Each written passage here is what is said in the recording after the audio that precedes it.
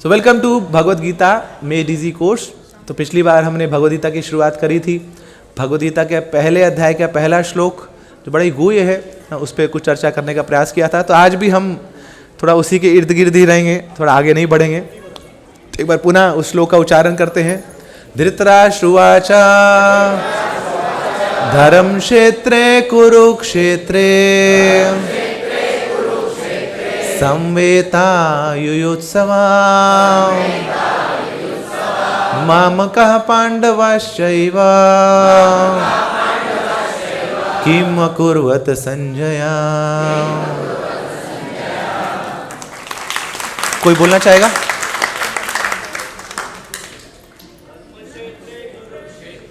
धर्म क्षेत्रे कुरुक्षेत्रे संवेतायुयुत्सवा मामकः पांडवाश्चैव किम अकुर्वत संजय। तो हम पिछली बार चर्चा कर रहे थे कि ये जो भगवद गीता की शुरुआत हुई है बड़ी चिंता में हुई है। दो लोग बहुत चिंता में हैं। एक तो अर्जुन है। अर्जुन की क्या चिंता है कि सामने मेरे ही अपने आचार्यगण हैं, मेरे परिवार के जन हैं, इनके साथ मैं युद्ध कैसे करूं, और अगर युद्ध कर भी लिया तो मुझे क्या ही लाभ मिल जाएगा। इतने सारे लोगों को मार के ना कुछ सफलता हासिल करना, ये राज्य हासिल करना, ये कहाँ का न्याय है। तो ये दुविधा चल रही थी अर्जुन के मन में ना, ये डाउट था कि युद्ध करूं या ना करूं, और कर भी लिया तो फायदा क्या है। और दूसरी ओर एक और व्यक्तित्व थे जिनके मन में डाउट चल रहा था, और वो थे धृतराष्ट्र। उसको डाउट क्या था ना, मामका पांडवाश्चैव किम अकुर्वत संजय, कि मेरे और पांडु के पुत्रों ने क्या किया, क्या हुआ मेरे पुत्रों के साथ। ये डाउट धृतराष्ट्र के मन में चल रहा है। तो पिछली बार हमने बहुत विस्तार में व्याख्या करी थी कि ये जो धृतराष्ट्र मेंटेलिटी क्या क्या है ना। तो पहली चीज जो हमें समझ आ रही थी कि ये धृतराष्ट्र बहुत आसक्त है कि मेरे और पांडु के बीच में, पांडु के पुत्रों के बीच में क्या हुआ। तो पहले ही वहीं पे डिस्टिंग्विश कर रहा है कि ये मेरे हैं और ये पांडु के हैं। पांडु जबकि हैप्पी है नहीं, शरीर छोड़ चुके हैं पांडु, मगर अभी भी वो भेद धृतराष्ट्र के मन में है। और साथ में उसको बहुत डर भी है। डर क्या है कि सामने ये जो सेना है इसमें अर्जुन है, और अर्जुन ने कितने बड़े बड़े कार्य कर चुके किए हैं। पहले कितना भारी पड़ा था वो कौरवों के साथ, याद है आपको? ठटम ठटम ठम ठटम ठटम था। तो कैसे गिराया था ना इस अर्जुन ने उस दुर्योधन को, और कहाँ जाके चरणों में गिरा था वो दुर्योधन युधिष्ठिर महाराज के। तो सब बड़ा क्रिस्टल क्लियर है ना, भूला नहीं है धृतराष्ट्र कि अर्जुन अकेले ही इतना हावी था इन कौरवों के ऊपर। उसके साथ यहाँ पे भीम है, नकुल है, सहदेव है, युधिष्ठिर है, और तो और ये कृष्ण इनके साथ हैं। तो किम अकुर्वत संजय, कि क्या होगा मेरे पुत्रों के साथ। तो ये दुविधा चल रही है धृतराष्ट्र के मन में। अब प्रश्न है कि धृतराष्ट्र ये प्रश्न पूछ ही क्यों रहा है? Why is Dhritarashtra asking this question? Sanjay भी उसी महल में है, उसी रूम में है जहां पे धृतराष्ट्र है। तो धृतराष्ट्र को इतनी चिंता क्यों हो रही है? धृतराष्ट्र ने भी गीता सुनी है और संजय गीता सुना रहे हैं, मगर संजय प्रभावित नहीं है उससे, और धृतराष्ट्र को बहुत बहुत कष्ट हो रहा है, बहुत डर में है वो। ऐसा क्यों? तो देखिए, दोनों ही एक समय पे एक साथ वहां पे प्रस्तुत हैं, प्रेजेंट हैं, मगर जो संजय है उसने भी गीता सुनी है और गीता का ज्ञान लिया है। किससे? अपने गुरु जी है ना, व्यासदेव जी से। तो व्यासदेव जी की ब्लेसिंग्स है उसके पास। मगर यहाँ पे धृतराष्ट्र गीता तो सुन रहा है संजय से, मगर साथ में ना वो भाव नहीं है उसका। तो इसलिए ना ही संजय की ब्लेसिंग्स ले पा रहा है, ना ही भगवान श्री कृष्ण का आशीर्वाद ले पा रहा है। तो इसलिए जीवन में बहुत महत्वपूर्ण है, वो शुड सीक अ सीयर, वो शुड सीक अ सीयर। एक गुरु का अपने जीवन में होना बहुत जरूरी है। अगर गुरु नहीं है जीवन में तो जिस धरातल पे हैं या तो वहीं पे रहेंगे या उससे भी नीचे गिरते रहेंगे, आगे नहीं बढ़ पाएंगे। गुरु की कोई जरूरत है। तो इस विषय पे हम काफी बार चर्चा कर चुके हैं, मगर एक बड़ा प्रैक्टिकल एग्जांपल आपको देते हैं। पहले गांवों में ना लोग साइकिलों पे ही जाया करते थे, इधर से उधर जाना है, मोटरसाइकिल तो कुछ होती नहीं थी। तो कई बार चलाते चलाते थक जाएंगे ना आप, किलोमीटर 10-10, 12-12 किलोमीटर साइकिलों पे ही जाना है। तो फिर क्या करते थे, कई बार वहाँ ट्रक जा रहा होगा ना, तो ट्रक के ऊपर वो डाल देंगे, पकड़ लेंगे उसको, और फिर वो ट्रक जा रहा है या ट्रैक्टर जा रहा है, तो फिर आपकी साइकिल भी उतनी तेजी से चलेगी जितनी तेजी से वो ट्रैक्टर जा रहा है ना। So you have achieved the same speed at which the tractor is going just by holding on that to the tractor. आपने ना तो उसका फ्यूल दिया ना डीजल दिया, बट आपने उसको पकड़ लिया, तो आपके पास भी वही शक्ति आ गई जो उस ट्रैक्टर की है। तो यही लाभ है कि जब कोई शिष्य अपने जीवन में गुरु को स्वीकार कर लेता है, तो गुरु जैसे ही गुण उसके अंदर आने लग जाते हैं। तो जैसे गुरु नानक देव जी, उनका एग्जाम्पल आया। तो गुरु नानक देव जी जगन्नाथ जी का एक बार दर्शन करने गए पुरी में, उनको भी सौभाग्य मिला था, है ना। अब जगन्नाथ जी तो पूरे क्या जगत के नाथ हैं, तो उनके लिए कोई धर्म का भेद नहीं है ना, कोई जात पात का भेद नहीं है, कोई नेशन का, कोई बाउंड्रीज का भेद नहीं है, जगत के नाथ हैं। तो गुरु नानक देव जी जब पहुंचे वहां पे, तो क्या किए, जगन्नाथ जी का दर्शन किए तो अपने गुरु का अष्टकम बोलने लगे वो जोर जोर से। अब पंडे आए, आके बोलते रहे गुरु जी की चर्चा क्यों कर रहे हो यहाँ पे, गुरु जी की महिमा क्यों गा रहे हो ना, जगन्नाथ जी के कुछ भजन गाओ, जगन्नाथ जी की आराधना करो, यहाँ पे गुरु का अष्टकम क्यों कर रहे हो। और फिर जब बाहर निकले तो उनके शिष्य भी थे वहां पे गुरु नानक देव जी के। तो क्या किए, जब उन्होंने जगन्नाथ जी का दर्शन किया तो वो शिष्य अपने गुरु का अष्टकम गा रहे हैं, गुरु नानक देव जी अपने गुरु का अष्टकम गा रहे हैं, उनके शिष्य गुरु नानक देव जी का अष्टकम गा रहे हैं। फिर पूछा गुरु नानक देव जी से कि अरे ना, आप जगन्नाथ जी की आराधना करिए ना, उनका दर्शन करने आए हैं, यहाँ पे मंदिर में आके आप अपने गुरु का अष्टकम गा रहे हो। तो गुरु नानक देव जी बोलते हैं, बोले कि कभी आपने आग को पकड़ा है, आग को छुआ आपने? बोले हमने तो नहीं छुआ। बोले हम तो हर रोज छूते हैं। अच्छा, आप आग को छू लेते हो, इतने बड़े महापुरुष हैं? बोले हाँ, छू के दिखाओ। तो क्या किया, वहाँ पे आग लगाई, और गुरु नानक देव जी बोलते हैं जाओ एक लकड़ी को लेके आओ। तो लकड़ी लेके आए और लकड़ी को आग में डाल दिया। तो एक साइड आग है, एक साइड लकड़ी है ना, उसको लकड़ी को पकड़ा हुआ गुरु नानक देव जी, तो देखो आग को पकड़ा हुआ है। बोले आग थोड़ी है ना, ये तो लकड़ी है। बोले लकड़ी है मगर वो ये आग में तो है, तो उधर आग ही तो लगी हुई है लकड़ी में, तो यहाँ आग लगी हुई है तो यहाँ भी आग है, तो मैंने तो आग को पकड़ा हुआ है। तो फिर वो बताए कि अगर भगवान को पकड़ना है तो भगवान को अपने आप नहीं पकड़ पाएंगे, वो आग के समान है, उनको कोई ऐसी लकड़ी चाहिए जो आग में जा सके, उस आग को झेल पाए, और वो है गुरुदेव। गुरुदेव के चरणों में जाओ तो ईश्वर की प्राप्ति होगी। तो इस प्रकार ना, we should seek a seer. तो ये पहला लेसन इस पहले गीता के श्लोक से हम समझ सकते हैं कि अर्जुन ने भी गुरु को स्वीकार किया, कृष्ण को स्वीकार किया, और धृतराष्ट्र ने भी गुरु को स्वीकार किया, संजय को स्वीकार किया, मगर दोनों के भाव में भेद था। तो now second lesson is very important, है ना, कि गुरु का होना ही जीवन में कोई महत्वपूर्ण नहीं है, मगर गुरु को किस भाव से अप्रोच कर रहे हैं, इंटेंशंस क्या है आपकी, वो ज्यादा महत्वपूर्ण है।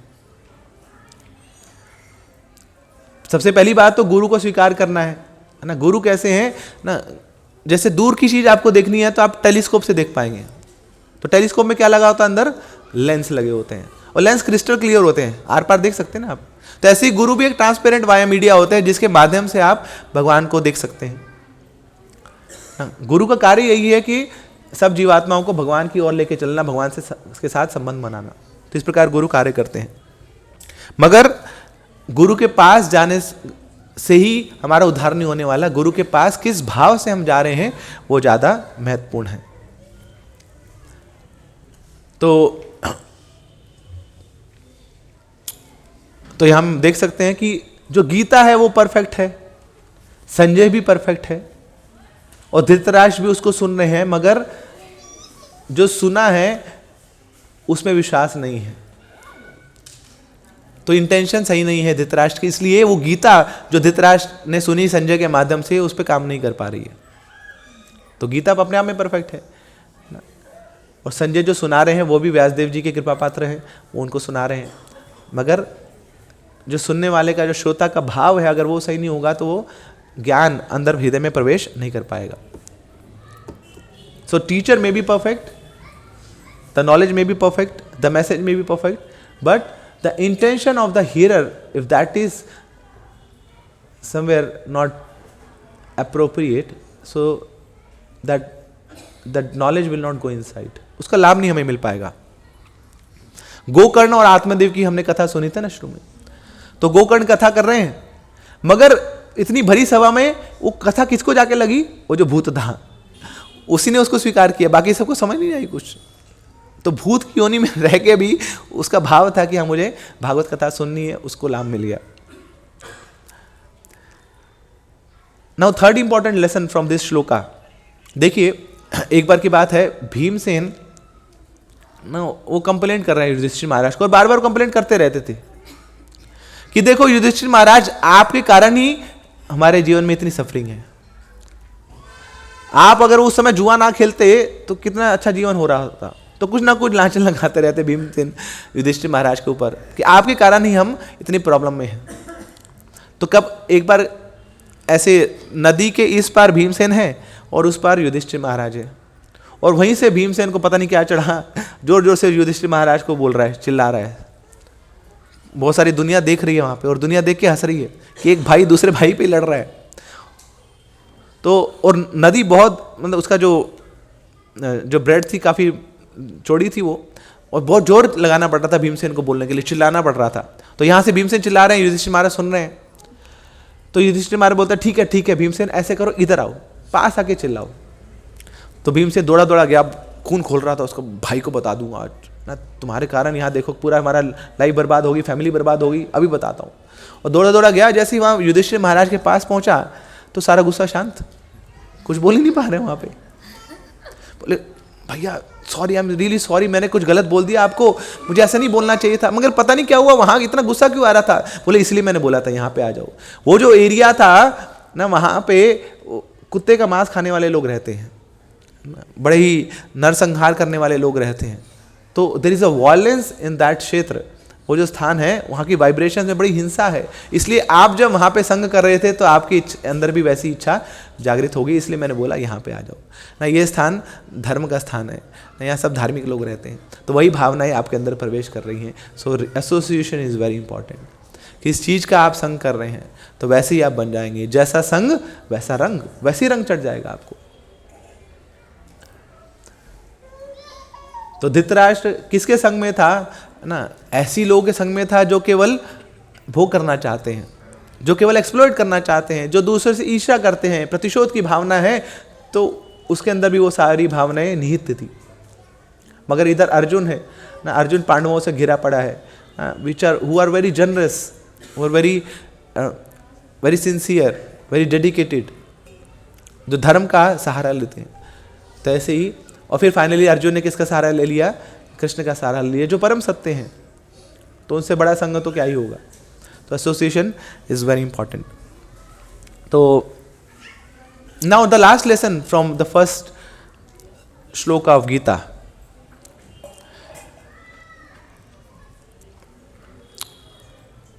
संजय ने जो गीता सुनी तो भगवान ने बोला था, अर्जुन को भी बोला था कि किसी को ये गीता मत सुनाना तुम, स्पेशली वो लोग ना जो तपस्वी नहीं है, वो लोग जो आत्म संयमी नहीं है, वो लोग जो श्रद्धालु नहीं है, उनको गीता मत सुनाना. तो ये कृष्ण अर्जुन को बोल रहे हैं. मगर जब तक कृष्ण अर्जुन को बोलते तब तक ना संजय ने गीता सुना दी थी धृतराष्ट्र को, जो कौन था? तपस्वी नहीं था, जो श्रद्धालु नहीं था, जो आत्म संयमी नहीं था. तब तक वो बोल दिए. अब क्यों जो संजय ने जो काम किया, इस गीता को सुना दिया, ऐसे व्यक्ति को, धृतराष्ट्र को जो अधर्म का सहारा लेता है, तो क्या संजय ने भगवान के निर्देश का उल्लंघन किया? बिल्कुल किया. यही तो है ना, भगवान को वायलेट कर दिया संजय ने. मगर एक ऐसा कार्य है, बाकी भगवान के सारे निर्देशों में एक ऐसा कार्य है जो भगवान के भक्त भगवान को वायलेट करने में बड़ा आनंद उठाते हैं. बोले ये काम तो करके रहेंगे हम, कि आपने बोला है ना कि ऐसे लोगों को मत बताना, तो भगवान के भक्त तो बीड़ा उठा लेते, बोले अब ये तुम करके रहेंगे. अब हम ऐसी लोगों को बताएंगे गीता जो तपस्वी नहीं है, ना जो आत्म संयमी नहीं है और जो श्रद्धालु नहीं है। ये भगवान के भक्तों का कार्य है। ये परंपरा चली आ रही है महाप्रभु से लेकर शिला प्रभुपाद तक, यही कार्य हो रहा है। पाश्चात्य जगत में कौन सा तपस्वी मिलेगा आपको, ना कौन सा आत्म संयमी मिलेगा आपको, कौन सा श्रद्धालु मिलेगा वहाँ पे? वहाँ तो सब हिप्पी लोग हैं, मगर प्रभुपाद जी वहीं हिप्पियों के गढ़ में जाके उनको गीता पढ़ाए, गीता सुनाए, ये बताने के लिए कि भगवान के भक्त किसी से नहीं डरते, भगवान से भी नहीं डरते। जब भगवान के बारे में प्रचार करने की बात होती है तो उनको किसी बात का डर नहीं है। भगवान का भी उल्लंघन करना पड़े हम करेंगे, है ना, मगर भगवान के भक्त जानते हैं कि इससे भगवान को आनंद ही मिलने वाला है। बिकॉज वो कृष्ण जो गोलोक में बैठे हैं बहुत ज़्यादा खुश नहीं है वो, है ना। हाँ, बाकी भक्तों को बहुत आनंद मिलता है भगवान के आसपास रहने में, भगवान के साथ लीलाएं करने में, ना भगवान की लीलाओं का दर्शन करने में, मगर भगवान मायूस रहते हैं वहाँ पे, क्योंकि वो जानते हैं मेरे इतने सारे जीवात्माएं तो भौतिक संसार में वहाँ सड़ रहे हैं, गल रहे हैं, तो वो मेरे पास कब आएंगे। तो जो भक्त ये कार्य करता है इस भौतिक संसार में, भगवान से जो बिछड़े जीवात्माएं हैं उनको जाके भगवान के बारे में दो बातें बताता है और भगवान से जोड़ देता है, वो भगवान का सबसे परम भक्त बन जाता है, भगवान का सबसे बड़ा हितैषी बन जाता है, भगवान का सबसे क्लोज बन जाता है। ये भगवान गीता में के 18वें अध्याय में बताते हैं कि जो मेरा प्रचार करता है, जो मेरे गीता के बारे में बताता है, वो मेरा सबसे प्रिय भक्त है। तो ये मैसेज यहाँ संजय के माध्यम से हमें मिल रहा है कि संजय को बोला गया है, अर्जुन को बोला गया है, संजय ने सुना है कि गीता कभी भी किसी अश्रद्धालु को मत बताना, मगर संजय क्या कर रहे हैं, वही वायलेट कर रहे हैं। सबसे पहले जो व्यक्ति मिला जो अश्रद्धालु है धृतराष्ट्र, उसी को जाके गीता को पढ़ा रहे हैं, गीता को बता रहे हैं। तो ये हरि नाम, गीता का संदेश सबको ऐसे बांटना चाहिए, क्योंकि श्रद्धा बढ़ेगी कैसे जब तक गीता सुनेंगे नहीं, गीता के बारे में जानेंगे तो गीता में श्रद्धा आएगी कैसे। तो अब गुरु के प्रति श्रद्धा, भगवान के प्रति श्रद्धा कैसी होनी चाहिए ना, तो वो थोड़ा हम जानते हैं। तो गीता को पढ़ने का कोई पात्र, गीता को पढ़ने का सुयोग्य पात्र कौन है? तो चैतन्य महाप्रभु दक्षिण भारत की यात्रा पे जब थे तो श्रीरंगम क्षेत्र में वहां पे पहुंचे। वहां पे एक ब्राह्मण है,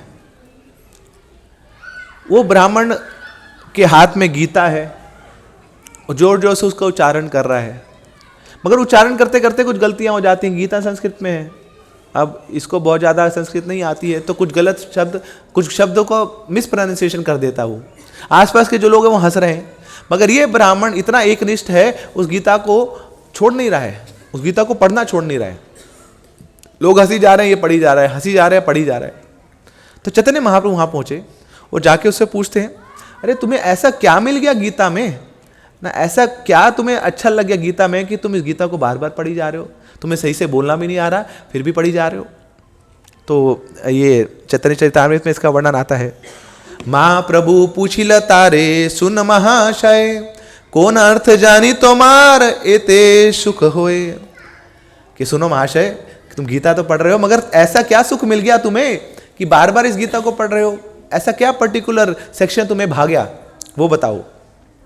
तो वो बोलता है, विप्र कहे मूर्ख आमी अर्थ नहीं जानी, शुद्ध अशुद्ध गीता पढ़ी गुरु आज्ञा मानी। कि मैं तो क्या हूं, मैं तो मूर्ख हूं, I am a fool number 1। मुझे क्या ही गीता समझ आएगी और क्या ही मुझे ये पता लगेगा कि गीता का कौन सा सेक्शन अच्छा है। फिर क्यों गीता पढ़ रहे हो? गुरु की प्रसन्नता के लिए। गुरु ने मुझे बोला है कि हर रोज गीता पढ़नी है, तो मैं बस गुरु की आज्ञा हेतु, गुरु को खुश करने हेतु गीता पढ़ लेता हूँ। पढ़ना तो मुझे आता नहीं, ना मुझे कुछ समझ में आ रहा है, बस शुद्ध अशुद्ध गीता पढ़ी जैसे भी, बस मैं गीता पढ़ने का प्रयास कर रहा हूँ, क्योंकि मेरे गुरु जी इससे खुश होंगे कि मैं गीता पढ़ रहा हूँ या नहीं पढ़ रहा हूँ। तो शुद्ध अशुद्ध गीता मानी, गीता पढ़ी, गुरु आज्ञा मानी। फिर क्या बोलते हो? अर्जुनेर रथे कृष्ण होए रजूधर, वासियाचे होते तत्र श्यामल सुंदर।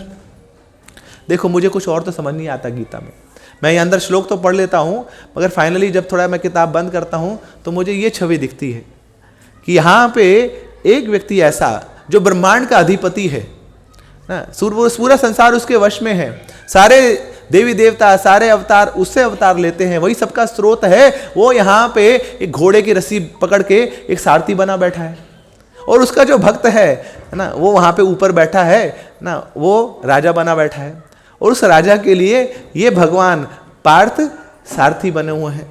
ये छवि देख के मेरा हृदय इतना पिघल जाता है, मैं पढ़ना चाहता हूँ कि इस व्यक्ति ने क्या बोला है। बस इतना मैं जानता हूँ कि कैसा ना, ये कितना हम्बल व्यक्ति, कितना विनम्र है ये, कि भगवान है मगर भगवान की पदवी से इसको आसक्ति नहीं है, ये तो केवल सेवा करना चाहता है, अपने भक्तों की सेवा करना चाहता है। ये छवि देखकर मेरा हृदय पिघलता है, मैं बार बार गीता को पढ़ना चाहता हूँ। तो फिर भगवान बोलते हैं, यावत पढ़ो तावत पण तान दर्शन, यही लागी गीता पाठ ना छड़े मोरा मन। तो ये विप्र बोल रहा है कि ये देख देख कर ये गीता का पाठ करने का बार बार मन करता है, उसको कभी छोड़ने का मन नहीं करता है।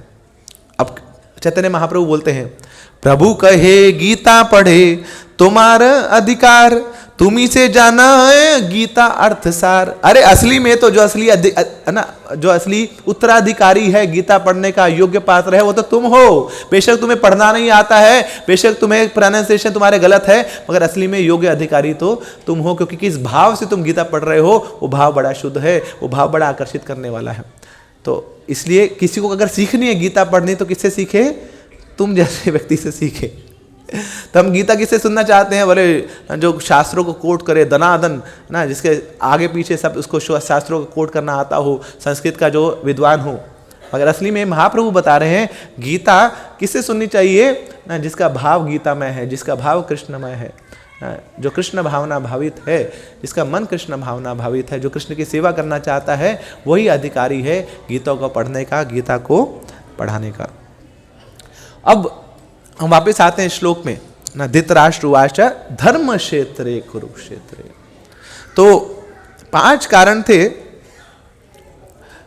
जो धृतराष्ट्र को डर लग रहा था कि मेरे पुत्रों के साथ क्या हो जाएगा, क्योंकि पहले अर्जुन है, फिर भीष्म है, अर्जुन है, भीम है और कृष्ण है उस साइड, और सेकंड इनके पास होम ग्राउंड एडवांटेज है ना, इन्हीं के घर में तो हो रहे हैं यहाँ पे युद्ध, तो कभी कुछ भी हो जाएगा।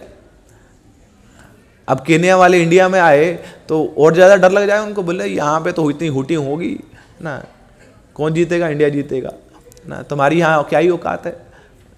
हमारे घर में कभी आएंगे उस साइड तो हम देख लेंगे इनको, तो मगर इनके शहर में आके इनको कैसे हराए हम, तो बहुत डर लग रहा है। और फिफ्थ, ये जो युद्ध हो रहा है कहाँ पे हो रहा है? धर्म क्षेत्र में हो रहा है। तो यहाँ अधर्मियों का कोई काम नहीं है, हम जैसे अधर्मियों का, हम तो हारना ही हमारा एकमात्र यहाँ पर श्रेय हो जाएगा, हम जीतेंगे कैसे यहाँ? तो ये डर था। अब क्वेश्चन है कि ये कुरुक्षेत्र धर्म क्षेत्र कैसे हो सकता है? जहां पे इतना बड़ा नरसंहार हो रहा है वो स्थान धर्म क्षेत्र कैसे हो सकता है? बताया जाता है 65 करोड़ लोगों की जान गई थी वहां पर, 65 करोड़। तो ऐसा स्थान धर्म क्षेत्र कैसे हो सकता है ना? तो धर्म क्षेत्र क्यों कहलाता है? क्योंकि साक्षात धर्म के जो अधिष्ठाता है भगवान श्री कृष्ण वहां पे उपस्थित हैं। तो वहीं जहां कृष्ण है वहीं सारी धर्म है, वहीं सारी नीतियां हैं। यत्र योगेश्वर कृष्ण यत्र पार्थ धनुर्धना तत्र शिवी जुरो भूति ध्रुवा नीति मतिर्ममा, कि जहां पे कृष्ण है वहीं धर्म है। तो सारे धर्म के जितने भी अनुयायी हैं, जितने भी ना वहाँ पे रीतियां हैं, सब वहाँ जाके झुकी हुई थी उस स्थान पे, उस कुरुक्षेत्र की भूमि पे, क्योंकि साक्षात कृष्ण वहाँ पर विराजमान है। तो ये बहुत आवश्यक है ना कि इस भाव को हम अंगीकार करें कि कृष्ण ही परम भोक्ता है ना, कृष्ण ही परम धर्म है, और इस भाव से हमें गीता का पठन करना है। ये कृष्ण ना मेरे सुहृद हैं, मेरा भला चाहते हैं, इसलिए उन्होंने ये ग्रंथ मुझे दिया है जो मेरे लाइफ का मैनुअल है। देखिए कई बार हम कीर्तन करते हैं ना, तो कीर्तन करते करते भी भाव आ जाता है। क्या भाव आ जाता है? कितने लोग सुन रहे होंगे, कितने लोग देख रहे होंगे, कितने लोग बोलेंगे, बाद में जाके बोलेंगे प्रभु जी क्या गाया आपने, मजा आ गया, ओए आंखों से ऐसे अश्रुधारा बह रही थी, हमारी रोम रोम खड़ा हो गया था, क्या गाया आपने। तो इस भावना से कीर्तन किया आपने तो कोई लाभ नहीं हुआ उसका, बल्कि भगवान से और दूर हो गए। भगवान का कीर्तन तो किया मगर भगवान से ही दूर हो गया। मगर ये अगर ये भावना है कि भगवान मैं आपको प्रसन्न करना चाहता हूँ, ना मेरे पास ना नवाक ना बुद्धि ना आकृति तो हेतु, मेरे पास कोई स्किल नहीं है, कोई एक्सपर्टीज नहीं है ना, कोई कंठ नहीं है, कोई स्वर नहीं है, कोई सुर लय ताल नहीं है, बस ना एक छोटा सा मैं एक प्रोग्रेस करना चाहता हूँ ना, मैं भी एक ईंट लगाना चाहता हूँ, मैं भी अपना योगदान करना चाहता हूँ आपकी सेवा में, आप उसको स्वीकार कीजिए ना। तो इस भाव से जब हम भगवान का कीर्तन करते हैं या कोई भी सेवा करते हैं तो वहाँ झट से उसको स्वीकार कर लेते हैं, क्यों? क्योंकि इसमें विनम्रता है ना, ये विनम्रता आकर्षित करती है। तो ऐसे ही एक एक ईंट हम लगाना चाहते हैं ना इस गीता को समझने के प्रयास में, है ना, कि भगवान हमारे पास कोई बुद्धि नहीं है ना, हमारे पास कोई ज्ञान नहीं है, कोई डिग्री नहीं है, कोई योग्यता नहीं है कि हम आपकी इस गुह्य ज्ञान वाली गीता को समझ पाए, मगर हाँ एक इच्छा जरूर है कि कभी ऐसा दिन है हम उसको समझ पाएँ। तो आप ही की कृपा से वो एक दिन ऐसा आएगा कि हम इस गीता को पढ़ पाएंगे। तो इस भाव से जब हम गीता पढ़ेंगे तो निश्चित रूप से गीता का ज्ञान को हम अंगीकार कर पाएंगे। तो फाइनली लास्ट पॉइंट, ये जो शब्द है धृतराष्ट्र, है ना, इसका नाम ऐसा क्यों रखा गया ना? धृत मतलब पकड़ा हुआ, राष्ट्र मतलब ना जो सिंहासन को पकड़ा रखता है वो धृतराष्ट्र कहलाता है। मतलब जो आसक्तियों से बंधा हुआ है वो धृतराष्ट्र मेंटालिटी है। तो हमें यही प्रयास करना है, भगवान से प्रार्थना करने की भगवान हमें निकालो इस धृतराष्ट्र मेंटालिटी से, और हम अर्जुन की भांति आपको शरणागत हो पाएं। हम भी हमारे अपने मुख से बोल पाएं शिष्यस्ते हम शादी माम तुम प्रपन्नम, कि भगवान हम आपको सरेंडर करते हैं, हम आपके शिष्य हैं, आप जैसा हमसे कराना चाहते हैं आप करा लीजिए। तो कभी ऐसा भाव जागृत हो, इस भाव से हम गीता पढ़ने का प्रयास कर रहे हैं।